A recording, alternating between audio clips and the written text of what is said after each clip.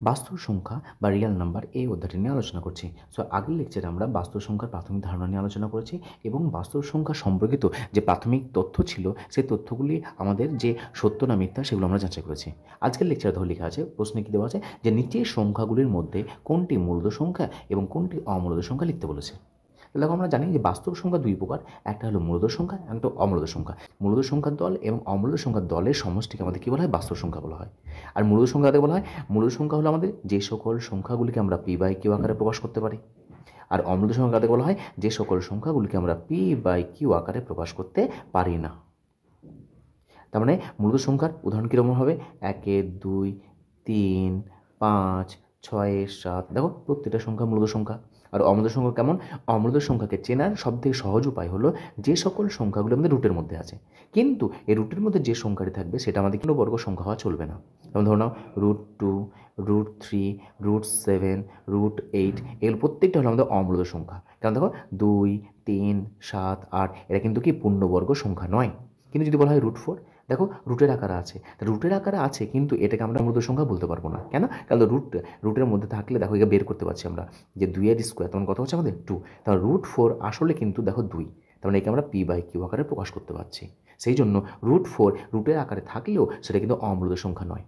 তাহলে অমূলদ সংখ্যা হতে গেলে এই যে রুটের ভেতর যে সংখ্যাটি আছে সেই সংখ্যাটি আমাদেরকে পূর্ণবর্গ সংখ্যা হওয়া চলবে না। সেই জন্য √2, √3, √7, √8, √13 অনেকগুলো পাবো আমরা। এই সংখ্যাগুলিকে অমূলদ সংখ্যা বলা হয়।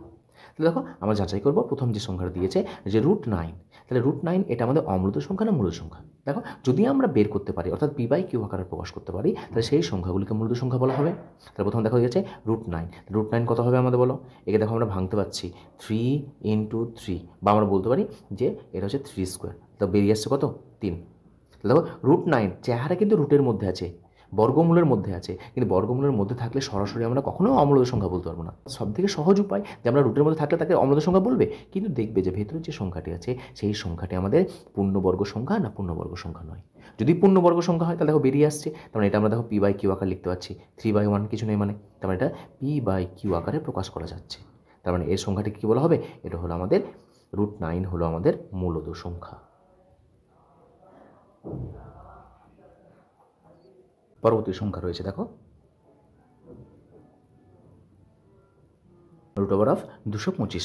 তাহলে বর্গমূলের মধ্যে 225 রয়েছে, তাহলে এটা আমাদের মূলদ সংখ্যা না অমূলদ সংখ্যা? আমরা জানি যে 225 হলো আমাদের 15 বর্গমূল, তার মানে এটা লিখতে পারি আমরা 15 স্কোয়ার। সো আমাদের 15 বেরিয়ে আসছে। তাহলে দেখো 15 যেটা আমাদের পি বাই কিউ আকারে প্রকাশ করা যাচ্ছে। সুতরাং দেখতে মনে হলেও রুটের মধ্যে আছে মানে এটা অমূলদ সংখ্যা তা নয়। তার মানে 225 হলো আমাদের কি 15 এর বর্গ, তাহলে এটা আমাদের বেরিয়ে আসছে কত? 15। তাহলে পি বাই কিউ আকারে প্রকাশ করতে পারছি। সুতরাং √225 এটা হলো কি আমাদের? এটা হলো একটা আমাদের মূলদ সংখ্যা। পরবর্তী দেখো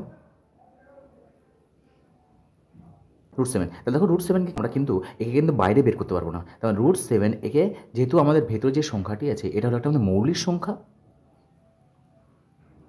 মৌলিক সংখ্যা কাদেরকে বলা হয়? যে সকল সংখ্যাগুলিকে শুধুমাত্র 1 এবং ওই সংখ্যা নিজে ছাড়া আর কোনো সংখ্যা দ্বারা ভাগ যায় না তাদের মৌলিক সংখ্যা বলা হয়। এক কথা দেখো, বর্গমূলের ভেতর থেকে কিন্তু √7 যেটা আছে 7কে কিন্তু আমরা বের করে আনতে পারছি না। সুতরাং যেহেতু পি বাই কিউ আকারে প্রকাশ করা যাচ্ছে না সেই জন্য এটা হলো আমাদের কি অমূলদ সংখ্যা। অপর একটা দেখো যে বর্গমূলের ভিতরে কত আছে? 50 আছে। তাহলে এই 50 50, তাহলে এই 50 কি কোনো সংখ্যার আমাদের বর্গ? কোনো সংখ্যার বর্গ নয়। তাহলে দেখো এখানে ভেঙে নাও, কেউ বুঝবো। তো 50কে ভাঙো, তাহলে 50 ভাঙলে কত আসছে আমাদের? 2 দিয়ে দাও, 25 × 2 = 50।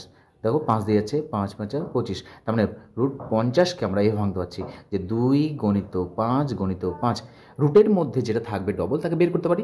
দুটো 5 আছে, একটা 5কে বের করে নাও, আর √2। তখন দেখো আমরা √50কে আমরা দেখো 5 × √2 এর আকার প্রকাশ করতে পারছি।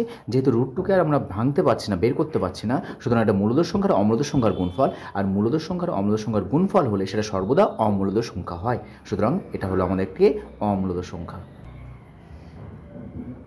তো এইভাবে আমরা সংখ্যাগুলিকে যদি পূর্ণ বর্গরূপে কোনো সংখ্যা থাকে তাহলে তাকে এবং পি বাই কিউ আকারে প্রকাশ করতে পারা যায়, তাহলে সেই সংখ্যাগুলি মূলদ সংখ্যা। আর যদি বর্গমূলের ভিতর থেকে বেরিয়ে না আসে সেগুলোকে অমূলদ সংখ্যা বলা হয়।